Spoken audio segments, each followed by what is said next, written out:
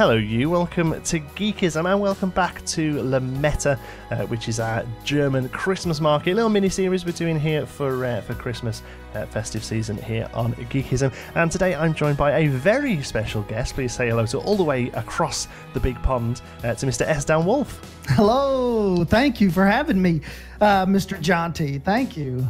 You're very welcome. You're very welcome. Thank you so much for being here on a pretty big day as well. This video will actually probably go out on Friday, but we're recording this on the Adventure DLC day.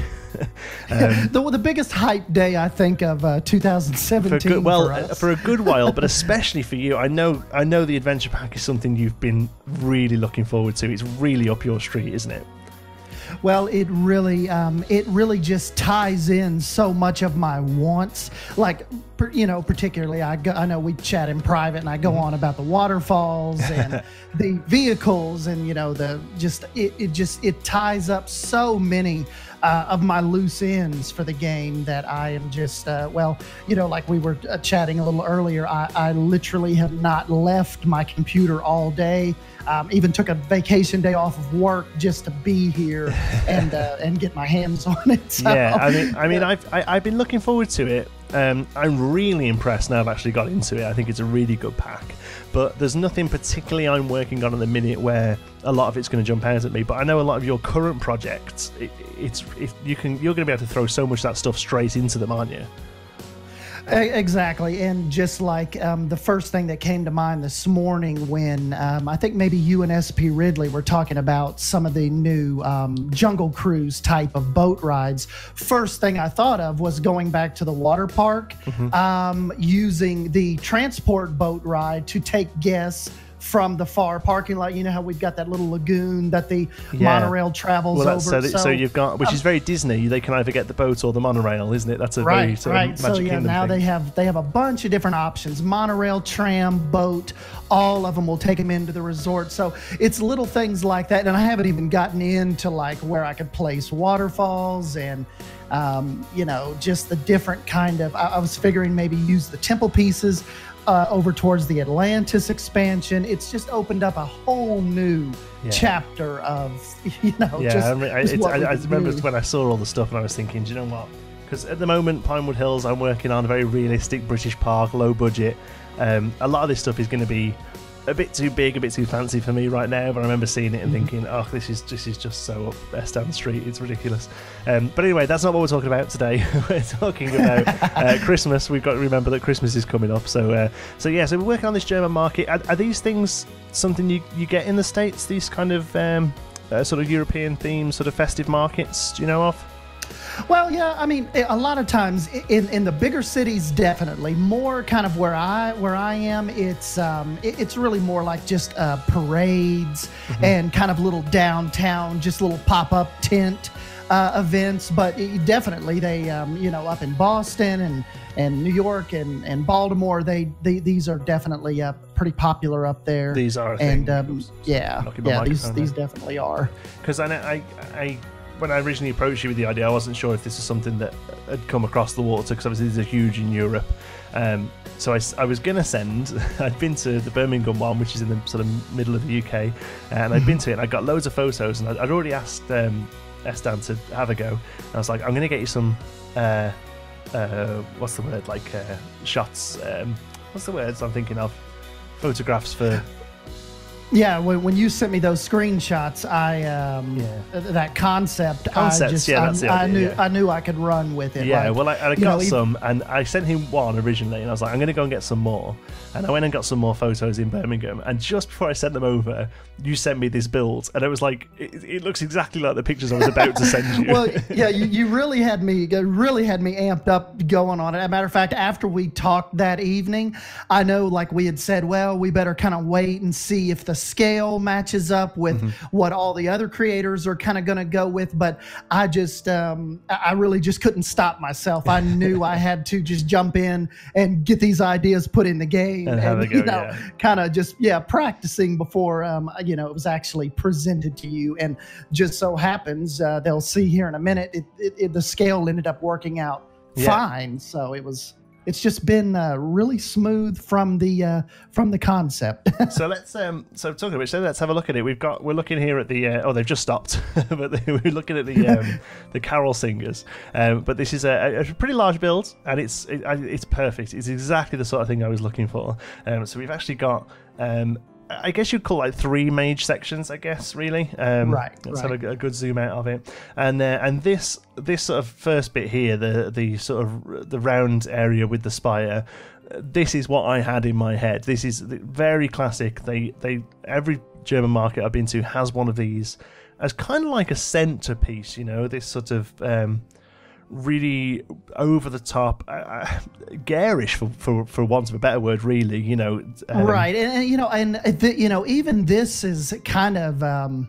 You know, for some of the ones that like you and I researched, this is a little constrained. I mean, because some of them, they could even have windmills up on them. Yeah, and, like crazy windmills, like not even in a windmill shape, like right, just stuck on top, spinning around, you know. Yeah, so I dialed it back a little bit, but I knew we still needed that tall, you know, that tall spire type element.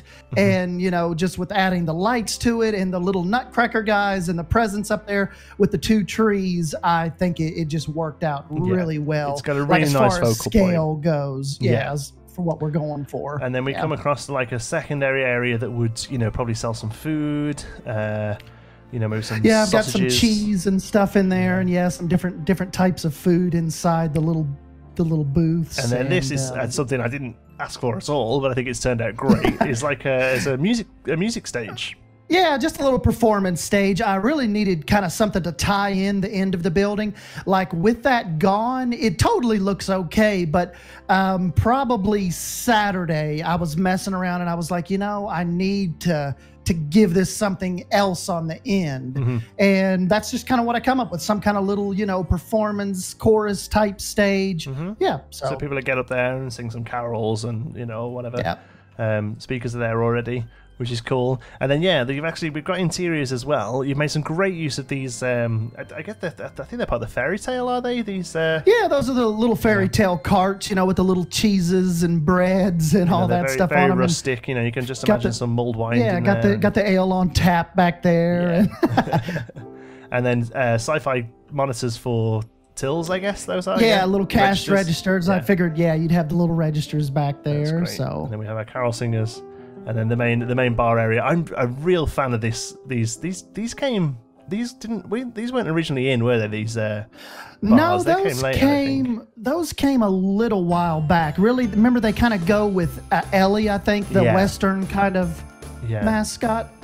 That's kind of that deal. They came a little bit later on, and then around the back we've got the ovens here. Yeah, just kind of real quick through some stoves. Well, yeah, so we do have a rear, like it doesn't go all the way around, so around the back we do have a bit of a, backstage area, I guess, with the bins. I love the backstage areas. It just add, well, like, you're doing with Pinewood Hills, it just... It just really adds to that realism when you take the time to go backstage and design these little parts that the people would never see. Yeah. It really finishes buildings to me. It does, yeah. It's definitely a big sort of shift towards that within the Planet Coaster community, I've noticed over the last few months. I mean, obviously we've talked about them a lot on the channel. Bro Coaster are kind of the stalwarts of this, the sort of the leaders in this kind of realistic, almost like model village style building, I guess, where you take into account backstage and things like that. Right, and Ruble Trillions and Commando, those guys. Yeah, with Jubilee Gardens. Really focused more on these backstage type realism areas. And so, I just figured you'd have some dumpsters back there. It's kind of like a makeshift little restaurant. So you'd figured lots of trash, lots of stuff that would have to be gotten rid of. Yep. So I just figured it would. And I really like this sort of I don't know what you'd call it. Like a little privacy kind of fence, so because you got to figure the bar kind of reaches all the way around over here, so there would be people sitting right there. Probably wouldn't want them to see the dumpsters and the trash, or maybe like if there's a little employee smoking area back there. Yeah, that's it. Got to have a cheeky smoke. Yeah, a little. Little privacy fence. Yeah, no, it's awesome. I'm really happy with it. Like I say, I don't want to it's stuck here in the middle of the wasteland at the moment because I was like I was saying to Sdan before, the plan was here originally was to do a whole time lapse and then place this down at the end. Unfortunately, the adventure pack was much bigger than I thought it was going to be, so that's took up most of my time today. So it's kind of sat there for now, and in the next episode we'll actually sort of put it into its sort of proper home, I guess. Right, but, and this was pretty much, it was all designed at night. Yeah. So it was designed with the dark in mind and the lights. So let's have a look at it at night, because the lighting's a big part of these places. They're covered in fairy lights, these right, these yeah, because markets. these type of places, they come to life in the evening time. That's so I figure it had a good glow to it, a good vibe. Yeah. Bar type of Christmas vibe. It really does. It looks cozy, even though it's outdoors. It's definitely got a bit of a cozy vibe to it. I love the stage, and that's great. I think the only thing I would say is that I might split that off and place it somewhere else, because I feel like it would work quite well as its own centerpiece almost, So, but it wouldn't just end. There will be shops coming up to it, because we've got the fantastic shops that the community have been creating. Some of them, they're all great. They're all really good what they've done. Some of them are astoundingly good. Like, yes. Like they send me the links on Twitter and whatever, and I'm looking at it and thinking, why the hell are you watching me? Like, this stuff is a and like you said, times. you thought you might get maybe just a few get some, but I believe you ended up having like over 30. Yeah, it's crazy. I was expecting maybe like half a dozen, and I think we're up to something like 33 at the moment. It's just ridiculous. It really is. And some of them are really great. Some of them they've just took the original sort of empty building and filled it and just sort of done that. Others have really gone to town. In fact, there's one guy who's built something not as detailed as this, but they built one of these, I guess it's a thing, this kind of rotunda shaped bar. And he's built one of those as well, so didn't even ask him to. Like I said, those examples, that seemed like that was a big sticking point for these German type markets. Yeah, is this kind of, and I thought it was just so much cooler than just a box, just a square kind of. So yeah, those little angles they make, they just make a huge difference in these type of designs. They really do. Yeah, it's a really nice shape, and the pieces work really well. I was just saying, the one thing I really love is these Planet Coaster fence pieces here, just acting as a bit of detail. I mean, almost looks like the bar here maybe folds down, and then at night that bar lifts up to cover the opening, I guess, And I just with using so much wood, it would staying true to those German European type designs on these bars. You really just got to think, okay, what can I accentuate with this? And those little gold fence pieces, I thought would work perfect. Yeah, just break it up sticking quite out nicely. of the wood. Yeah. No, it's awesome. Thank you so much, Dan, for doing it. It's going to fit perfectly into the no problem. into Lametta. So, where can people find you? Where's the best place to come and see your stuff?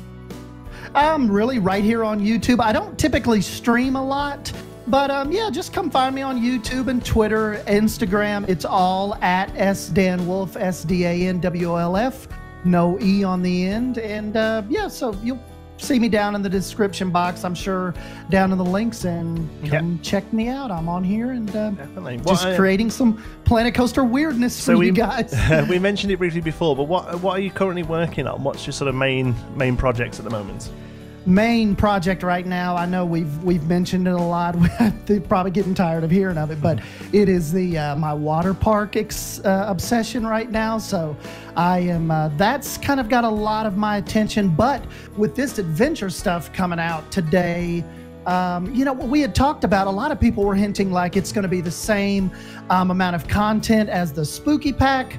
Absolutely not. Like, this blows any DLC we've had yet out of the water. Like, like I said, I've spent all day just clicking through the pieces, So I don't know if that's going to spawn new stuff or what, but yeah, right now the main thing is the water park resort. Yeah, which has got sort of like news today. It's got a bit of a Typhoon Lagoon, a bit of like a Volcano Bay theme. Volcano Bay, it, heavily inspired by Volcano Bay, and just running with the idea of having the resort actually, the water park and the resort connected, if you know what I mean. Like, so you don't actually have to leave the park and go back to your hotel and wait until the next morning to come back. You're all right there on property, and that was the central idea for the water park. There's definitely some really nice things you've done where like you say, you come out the hotel, you grab yourself a rubber ring and dive straight onto a grab your towel and ring, and you're go pick a slide. It is looking good. What would happen if if we get Planet Water Park, or Planet Coaster Water Splash or something like that? Will you start again and make it usable? You know what? I think at that point, I'd probably... Well, see, that's the cool thing about doing it right now. Like, that's kind of what intrigues me about the whole idea, because we don't have that stuff yet. So me making it right now, even when we, I'm sure eventually we will get it. And when we do, that'll be cool, and maybe just start a whole brand new park. But as for right now goes, it's such a cool process to just, design and imagine what this stuff would look like if we really had it. It's definitely something. Maybe I could make it a super resort. Make it usable. It's definitely something I'm really enjoying with Pinewood, and I know I spoke to some of the other guys who's doing this sort of more realistic build. It's fun to solve problems we give ourselves, if that makes sense, in this game. Right. So you can't make water slides. So how do you make water slides? And I find the same with Pinewood. It's like we don't really have that much for backstage areas or like midway games or things like that. So how do we do those? And it's fun, like you and I were talking about, just like parking decisions. Yeah. Like for the water park, I spent a week just figuring out how would these guests realistically get from this parking lot across the lagoon into the lobby of the resort. I mean, it's things like that. Like I said, we spent a week on just going back and forth on how would we move the people to the resort. And that's what's so fun about these type of games. Like you said, the problem solving. How can we make this believable? Yeah, we spent a year as players of this game building a big old pirate area and building a big old Wild West area and building a big old sci-fi area, and now we're really sort of ripping the game up and really pushing it, and it's something I'm really enjoying seeing people in the community do. We're really coming into our own, and like you said, I mean, it took a year, but now we are just, and especially each one of these packs that come out, it's like everyone takes it to the next level. Like Rudy and those guys, and Delady Signers, Sylv. Well, Sylv doesn't usually. Sylv is kind of like, well, when the new DLC comes out, he will be messing with the adventure pack. I mean, just talking about Euthris and all those guys, Mast and Mike Sheets. Everybody takes it to another level once we're given those new tools. That's it. It's just it's more bricks for the Lego box, isn't it? That's the way I see it. Yeah, exactly. Perfect analogy. Anyway, thank you so much, Dan, for joining me. Thank you so much for the build. It's going to look great in the park when we get to put it in later this week. Like I say, folks, follow Dan down below. I'll put the links in the description for his YouTube, his Twitter, his Instagram. Very active on Instagram, aren't you? I love seeing your stuff pop up on there. So all those links will be down below. Yeah, this has been a ton of fun. Thank you for letting me jump in and be a part of this. Had a lot of fun, and just let me know if you got any other kind of weirdness coming up. Awesome. You're the guy I come to for weird builds. I'll jump on it for you. Awesome. Thank you so much for watching, folks. If you've enjoyed it, please give us a like. It really does help out the channel. And if you're not already, don't forget to subscribe. Any thoughts, queries, or suggestions, you can pop them down in the comments. And if you fancy chatting, you can find me on Twitter. I'm at John T. Sparrow. You can find Dan at Sdanwolf. And if you'd like to join in with the Geekism community, you can do so over on our Geekism Discord server. You'll find the link for that in the description. Thanks very much for watching, and I'll see you in the next one. Thanks, guys.